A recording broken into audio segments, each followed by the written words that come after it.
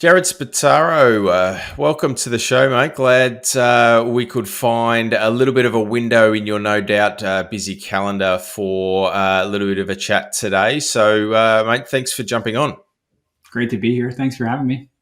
Now, for everybody watching and listening, now you're probably not going to need too much of an intro. So the people that are consuming this are probably going to know who you are. But look, for everybody that doesn't, can you give us a little bit of an elevator or helicopter view about Jared Spataro and who you are, where you've come from, and what you're doing right now? Well, maybe I'll just start from right now and work backwards. Right now, I'm responsible for a business segment that at Microsoft that we call Modern Work, that encompasses everything that we sell to commercial and government customers to help them do work. And that's, product wise, that's Windows, Office, Teams, kind of the things that we string together. I think, as you indicated, people here will know we talk about that under the context of Microsoft 365 generally, broadly speaking. But as we'll probably talk about today, we have some new products, including Microsoft Viva, that don't necessarily fit under that heading. So great to be here. I've been at Microsoft for a while now, almost 16 years. Came originally thinking I'd be here for about 24 months and have stayed. Yeah, excellent. And now, obviously, with the current state that everybody finds themselves in with the pandemic and that type of thing, we're kind of witnessing a bit of an evolution, and it's still continuing of this hybrid work or modern work type of scenarios now. And something I wanted to I guess pick your brain with and touch on first is around the I guess the job side of things. Now, companies are adding, and we're seeing a lot of a bit of a shift now in jobs with a really big focus on the remote or hybrid work experiences. And this shift from working from home is something that's not going to go away. It's going to be an everlasting situation. Now, there's some reports that have come out, and you've been involved in these, or Microsoft have been involved in these as well, around the work trend index and things like that. And we're starting to see a really big increase in job titles, or even whole new job positions and careers built out of this. Is that something that you're finding a big increase in with this whole new career path as well? Well, certainly things are changing right now, and people, and companies, organizations around the world are trying to adapt. With LinkedIn data, we do have a little bit of insight to answer the question. We've seen over a 300% increase in job titles that have the phrase future of work or hybrid work in them. So there's a lot going on there. We have seen about a 60% increase in job titles that are very specific to the future of work. So, small base to begin with. It wasn't something that was really booming pre-pandemic, but there are signals to indicate that those things are changing. But probably the thing that's the biggest trend that I'm seeing right now is just this idea that people are having to change how they work. The workplace is shifting, the way we work with each other. First was office work, then there was the big shock that we all experienced with remote work. Now into hybrid work. And I would say, Daniel, the thing that really strikes me isn't so much just the job titles. It's really the new skills that will be required. There are new skills required of leaders now in terms of how they lead an organization in this new world. There are new skills required just to be a good employee. And those are pretty wide ranging. They're things you have to learn how to do well. So that's fascinating to me to see those changes. Mm. Now, organisations are, I guess, increasingly seeing the need to enable flexibility, and it's obviously got a lot of benefits for the employees, but it's not just the employees that we need to start to think about in this scenario. And it goes a little bit, I guess, unnoticed a bit. But if it's managed in the right way, I think, and what I'm seeing as well, leaders and those type of people are now starting to see a lot more of a positive impact and outcome, not just for their employees, but for customers, and I guess ultimately the bottom line of those businesses. So you touched on there, needing to learn new skills or upskill or that type of thing. So are we now starting to see also, I guess, new careers and new paths that people are finding themselves moving into, as opposed to what they were traditionally doing, I guess? I think we're definitely seeing that. The step back that I've been able to take as we synthesize all the data that we're getting. We get, qualitative data from interviews that we're doing. I have a chance to speak to a lot of leaders of different organizations around the world. And then we get the quant stuff that you refer to, things like the Work Mm, Trends Index. The point that really strikes me with some force is that people have changed very significantly over the course of these 2 years. It's had a very big impact on people's psyches, on how they think about life, their value systems, what they would think is most important. One of the things that's been impacted is how they think about work, what place it plays in their lives, what they hope to accomplish as they work, where it fits, what they're willing to do and not willing to do. And what we'll see, I think, over the course of the next decade, I'm sure it will take that long to play out, is kind of just a rewiring, starting from the labor market, but then a rewiring of how work happens, how businesses court employees, what the employee employer relationship looks like, all that is going to be rewired in really significant ways. If you take that as the backdrop then and say, okay, well, what's really going on? We certainly have seen this idea of the great resignation, as people would call it in the press. We tend to think of it more of it as a great reshuffle. It's not like people, became independently wealthy in this process and can just stop working, but they're shuffling to different places, and they're shuffling, as you say, to new patterns. So I anticipate that this will drive a lot more gig work. Mostly people starting to say, well, I enjoyed flexibility during the pandemic. If my employer isn't going to offer that to me, or if I just want total flexibility, what if I work for myself? So I think that an already accelerating trend could get some wind in its sails.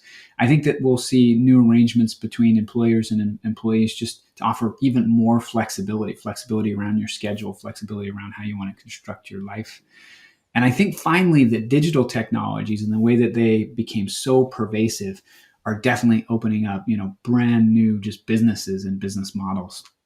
I know, as a simple example for me, one of the things that struck me, I have 4 kids. My oldest is just getting ready to graduate from university right now. And all throughout his university time, we require our kids to put themselves through school. He worked for a startup that allowed him to teach coding to kids all around the world, kids in India, kids in the US, kids around the mm. world. And he never left the comfort, of his own room.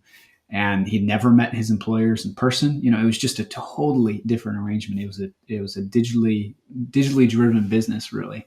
And I think back to my time and what I did, when I was putting myself through school. It's just a different world. So I think those technologies will also create new opportunities for us as well. Yeah, and you touched on an important point there as well. And technology alone isn't really the answer, and it does really need to be implemented in the right way as well. Now, how does, I mean, Microsoft obviously has a, has a uh, I guess a really big part to play in the technology side. Now, how is Microsoft right now helping to empower all of these types of workers to have the technology at their fingertips to be able to be more productive and spur innovation, and also a big part of that is also enabling the well-being and provide training around upskilling and things like that. The best thing you can do, Daniel, with technology as you're implementing in business is first not start with the technology. Maybe Mm, that's the way I would start out. The world is changing in that many organizations are going through a massive digital transformation. It will take several years. It started with the shock of remote work, but that was almost like the knocking down of the first domino. And as I speak with leaders, the point that I really tried to drive home is, first don't start with technology. First start with a new operating model. How's work going to get done in your organization? What's the same? What's different? I often talk with them about what I call the 3 Ps. So people, places, and processes, and ask them to get their own sense for how things will change, and using those 3 factors to pursue kind of what their business model is. And one of the things that I highlight for them is you really have to start in that new operating model with your own culture. Culturally, what has changed? again, because the expectations and because the thought processes of your workers have changed, because the labor market around us has changed. I think you can't go back thinking, oh yeah, we're just the same organization, same old company. You won't be able to succeed. So you start there, I think. Once you Mm. get there, then we do encourage people to look across broadly, all the roles in their company.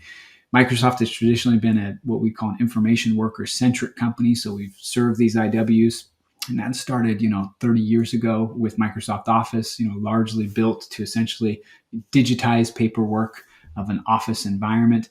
But increasingly, we're making big investments in other aspects of a company, aspects like their frontline workers that we think are just, so important. Aspects like what we would call flex workers. Those are some of those folks who want more flexibility, including kind of part-time staff. It could be seasonal help. It could be contractors. It could be gig staff. All sorts of different people who want that more flexible approach to work.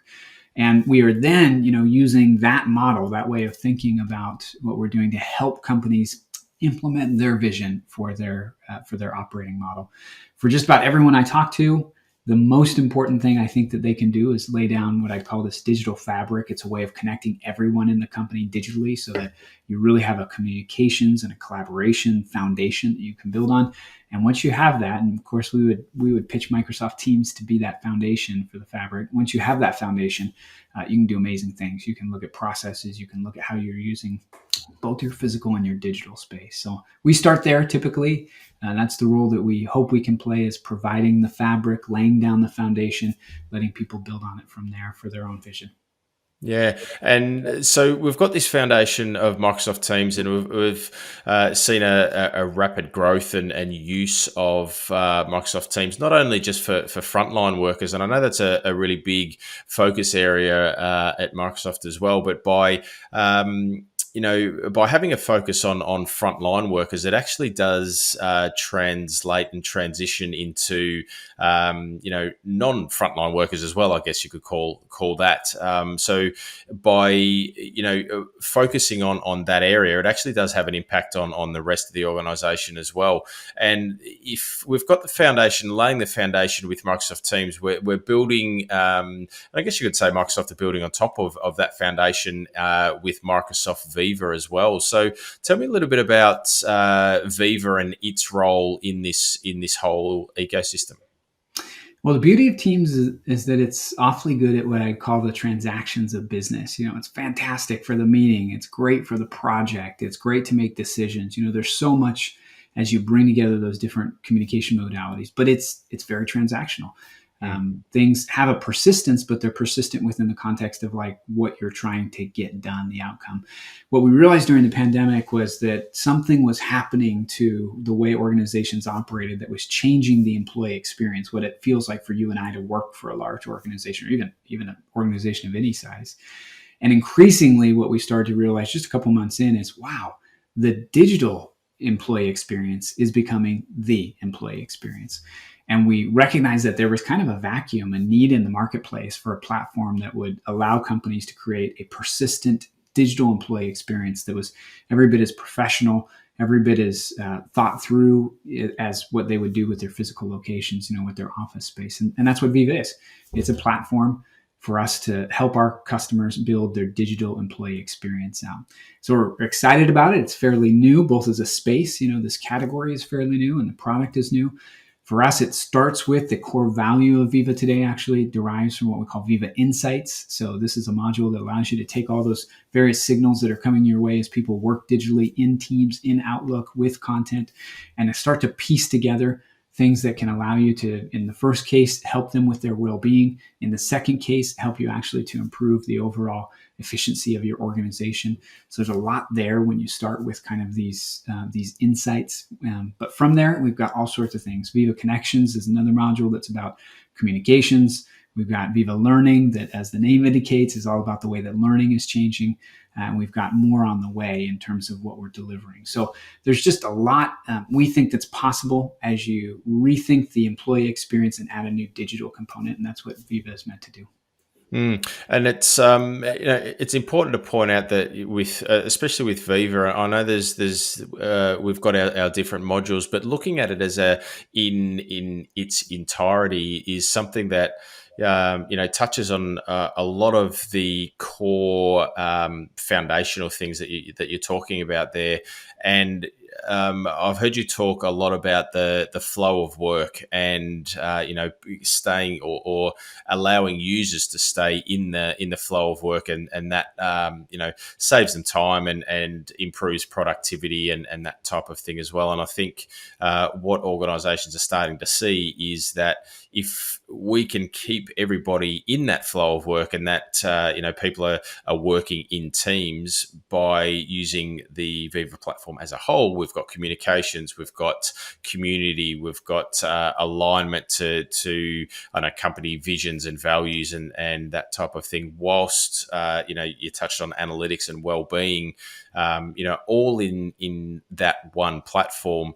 What I'm seeing as well is that people are finding the reduced need to switch context in what they're doing. So if I'm working with my project team or my immediate group of people, and then need to then communicate or spread the word or ask a question to the rest of the organization, I don't have to switch context. I can stay inside that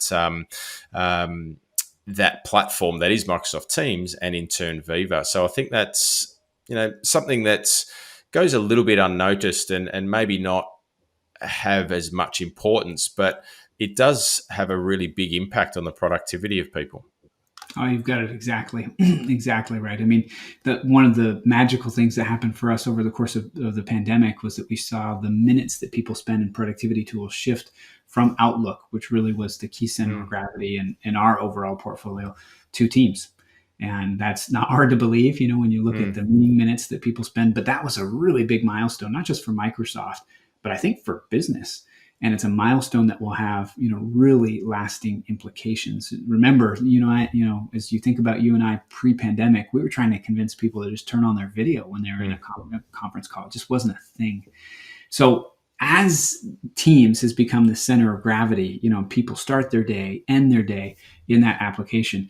Then, as you indicate, we can keep people in that flow of work just by bringing the things they need right into that environment. And that's totally what Viva is meant to do. It's not a standalone thing. It's built right into the Teams environment.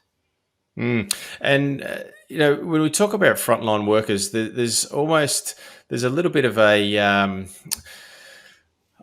preconceived idea that they may, these type of people or these type of workers, may not be, too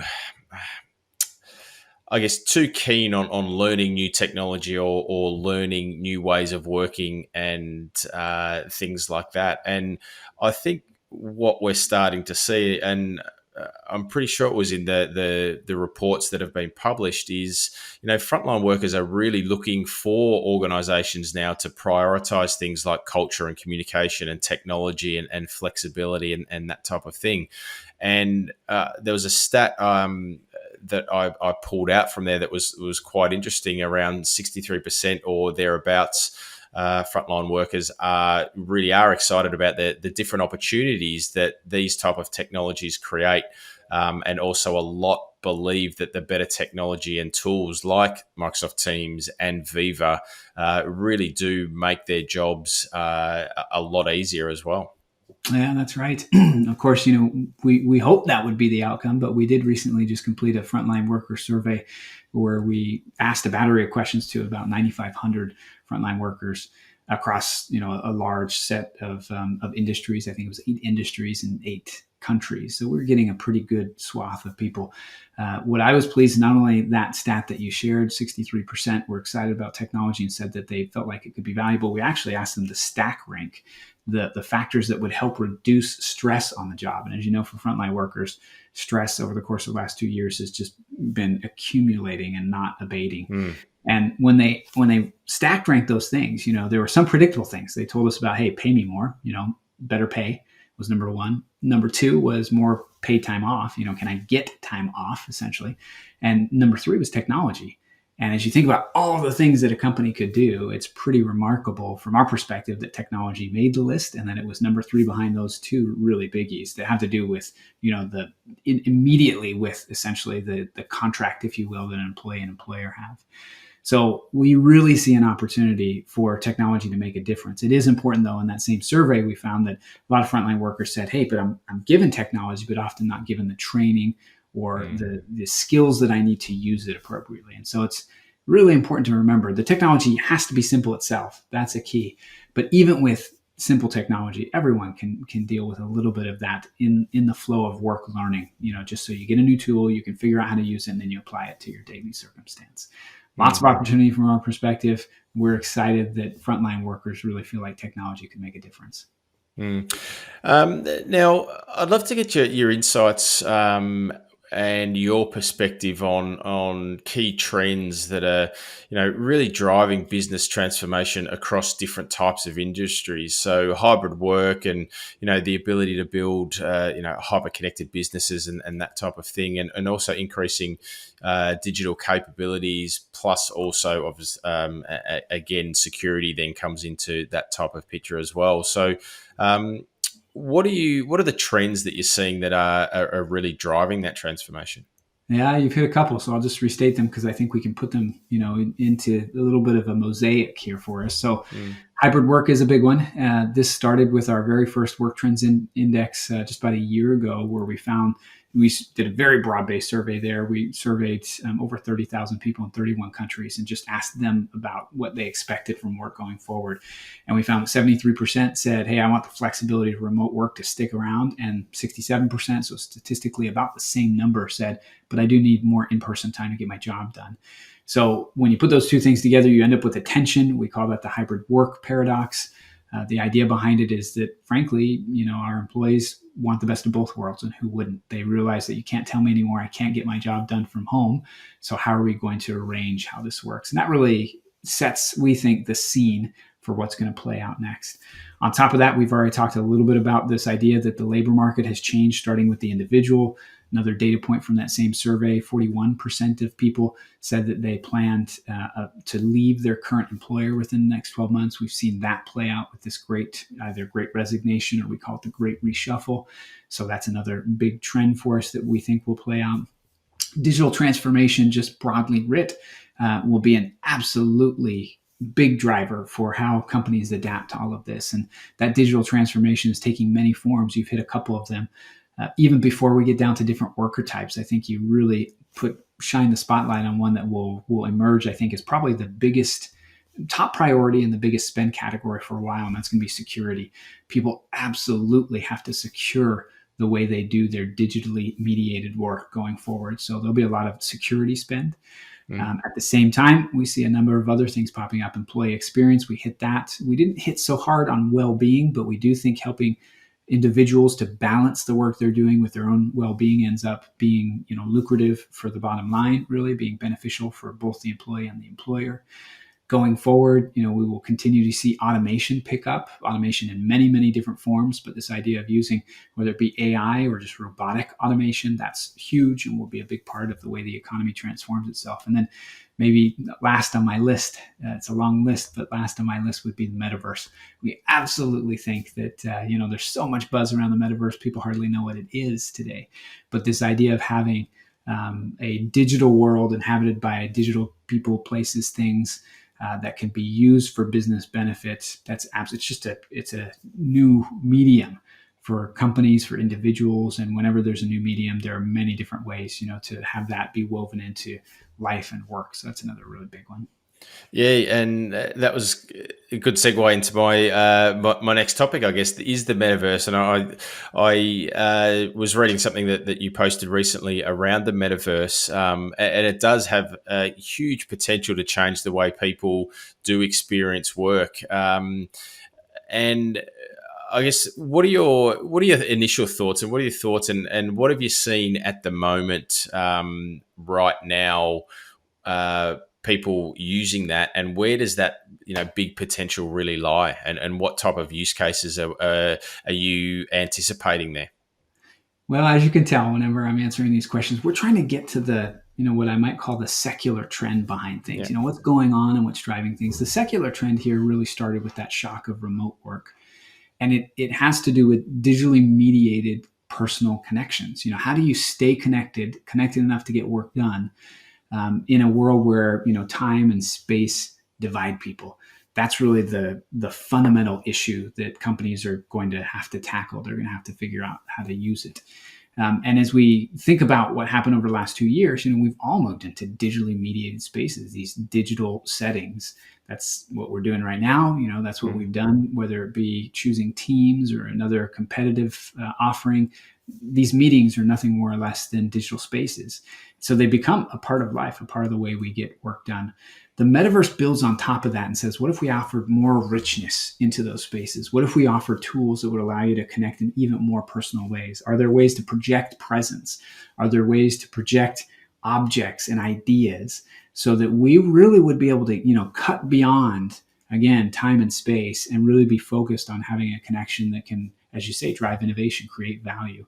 That really is the heart of the metaverse value proposition for business. So I talk about in this piece that you just mentioned, I talk about this idea of click stops along the way. There's the first click stop I think we'll see is just within Microsoft Teams. We're going to be adding avatars. That's an additional layer of essentially richness that people can call upon or use. And we see really good results from our human factors lab that's looked into, can avatars be useful for connection?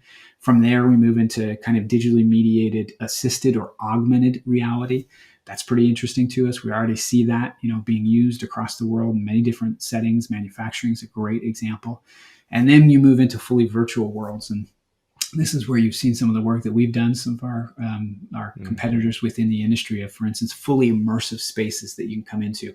And in those immersive spaces, you can feel like, Daniel and Jared are together in a shared space where we have many of the senses of being able to look around in 3 dimensions and see each other and see other things that we can use. So those are 3 ways. But most important behind all this, because there surely will be innovations that none of us are thinking of right now, it's about that personal connection. We're trying to help people connect across space and time. If you keep that in mind, I think you have a really good sense for what grounds the value of the metaverse in the coming years. It's it's interesting hearing you talk, throughout this episode here, and you always come back to the non-technology side of things, and you always come back and you connect it to the people and the person first, which I think is a really good, and it's a noticeable difference in the way Microsoft are, I guess, developing applications or platforms like Viva and Teams and things like that. And it's a bit of a shift that I see as well in organizations that are now, rather than being technology led and just implementing a piece of technology just for the sake of doing it, they're really focusing on what the outcomes they're trying to achieve. And also to that point, really having the person at the center of all of that. And I think with what you're doing with Teams and also Viva, and now in turn the Metaverse, really does take that into account takes that to the next level, really. Yeah, under Satya Nadella, Microsoft has become a people company. Period. We've become a people company. We're a company that deeply believes in the unbounded potential of the human spirit. We really do. That's our mission. That's what drives us to work. And I think that's what has made this moment so fun for all of us is, yes, there's technology, but as you say, we're back to what unleashes the power of that human spirit of the individual and collectively. I think if you look back in history, while technology has been amazing, while it's allowed us to have step function changes in the things that we've done, it really is the ingenuity of people that's inspiring. Sometimes that is the lone genius, not very often. More often than not, it's collective potential that we're able to unleash, to really change the world. So yeah, we're a people company for sure. We do produce technology, but at the heart of it, I think it is our love and commitment to people that makes us very different right now in the industry. Do you see, actually, while we're talking about that, do you see with the organizations you speak to, do you see that as as a bit of a change? Have people always, or have organisations always been that way, or do you think that's been a bit of a change now? Whether it's been the last 24 months or whatever the case may be, people really, or executives, I'll say, C-levels or people running organisations are really starting to understand what the impact of having that outlook has, not only for the well-being of their staff, but also for the health of their business as well. I think two things have happened. In Jared's perspective on the world, two things have happened. Number one, we have entered into a time when kind of the social political winds have changed in really massive ways for organizations. And you see this play out. I don't have to go into great detail, but whether you read the Financial Times, Wall Street Journal, you pick what you're going to do. The Economic Times in China, the environment that we're in has required organizations to be much more aware of the social issues of the moment. And so that actually has played in a major way. I think it's really impacted the leaders of those organizations. But above and beyond that, I think there's another factor that doesn't get talked about all that often. And it's this factor that over the course of the last few years, I think leaders have realized, well, wait a second, like at the end of the day, the thing I've got is my people. Like I'm going to have to innovate my way to growth as an organization. If we're really about growing, if that is what's so important here in this economic game we play, and undoubtedly it is, if that's the game I play, then that growth, that innovation has to come from the brains of my people. It has to come from their collective efforts. An understanding of that, I think, has moved us out of just pure process optimization. And, that's important. Of course, you have to do that. But it's moved us into this area where I think people have been viewed as a much more important raw material in the overall production process, no matter what you produce, a service or a good. That is changing leaders in very significant ways. And I think this last 2-year period has been particularly, has created a particularly deep impression on leaders, because what they've seen is, technology has been good. The things we've done to cope have been good. Our processes and procedures, have been fine. But it has been the people that have banded together that have kept organizations running. They've kept governments going. They've kept schools teaching. They've kept, a company like Microsoft still going to work and getting its work done. So I think all of that, you put that together and you end up with a new leader now. You end up with a leader who has a different conception of the organization's place in the world. That was the first point. And then of the role that people have to play in the mission of the organization. So I don't think that's played out yet. I think those forces that have just been started, almost like knocking down a first domino, those forces are yet to play out in their splendor. And we're going to see what happens over the coming years. And as we sort of wrap things up now, what's exciting you from I guess a Microsoft perspective, and if we focus more on Teams and Viva and that sort of area, what's coming down the pipeline, or what are you seeing that is really you think is going to make an even bigger impact than what already has been so far? Well, we'll start with Teams. We've got big ambitions for Teams. I can rattle off a couple of things that are really top of mind for me.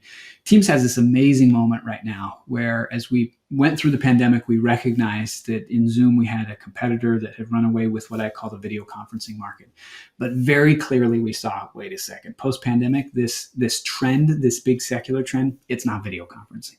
It's a combination of modalities, communication, collaboration modalities, and we could be lined up to really help change the world in a really significant way. And that is the way it's playing out right now. We're realizing, hey, as people go back to work, as there's a hybrid environment, hybrid patterns popping up, video conferencing is one of many things you'll need to get your work done. So when I look at Teams, the reason that I see such a big opportunity is we think we have 270 million monthly active users. We think that number can and will go to 1 billion. We think that it will become an incredibly important platform for the way people live and work and learn. So I'll start there with Teams. On top of that, we see the opportunity to really kind of build into this metaverse idea that we talked about. This metaverse thing is not nearly as ambiguous as many people think it is. It's coming. Again, as you think about what Teams is going to be able to do, just the mediation of a physical space with Teams peripherals, as an example, and a digital space that's created within the Teams world. That very quickly will become metaverse space that will become, I think, a mainstream part of the way business functions here just over the coming quarters. So there's so much for us to do to take that 270 million monthly active user base and introduce to them new technologies that we think will be very natural. So that's kind of really big. Then looking even further into what Viva is going to do, we just are convinced that every organization is going to need to be very intentional about creating their digital employee experience. And for us, Viva is the right product at the right time. We see an opportunity to create an entire category. We don't think we own this category outright. We think the category is good for employees and good for employers, as we just talked about. And so there, we are really focused on category creation. How can we create an awesome product that realizes the vision that we have? But not just that, how can we bring the entire industry with us? Microsoft has been most successful as a people company, if you will, when we recognize that technology platforms can really change the game, for entire ecosystems, for entire countries, for the entire world. And we're trying to do that with Viva too. So if you hear a little bit of energy in my voice about those two topics, we look at this and say, man, think of 1 billion people on Teams. Think of the digital experience literally just being the way our kids perceive that work always has been, because it has become so pervasive. Yeah, look, I can hear and I often look at you and listen to your content on stage, and just hearing the passion that you've got for this space, and for the people centric approach that Microsoft is taking with all of those products is something that you're very passionate about, and I can see that in all of everything that you talk about there. So it's look, it is an exciting time, and one of the just before we wrap up, one of the small things that I think goes a little bit unnoticed, especially from a communication side, is we see it in the consumer space a lot, where we talk about removing the friction in the way people consume or consume content. So whether that be audio, video, written word, or anything like that. And I think Teams provides that type of capability where that message and the communication and the way that people work can be consumed in different modalities. As you said before, it is more than just video. It can be audio, it can be text, and it can be just a multitude of different ways in which that content is relayed. And I think that's one of the big areas that people are starting to recognize and really take advantage of, especially around the communications and aligning to the message that people are trying to deliver, or the culture, or the alignment to strategies and things like that. I think is something that's really powerful on that platform. Couldn't agree more, Daniel. Yeah, mate, I really appreciate your time. You are a busy man, so thank you very, very much for taking the time to have a chat with me today. And I will see you next time. Sounds great. Thank you.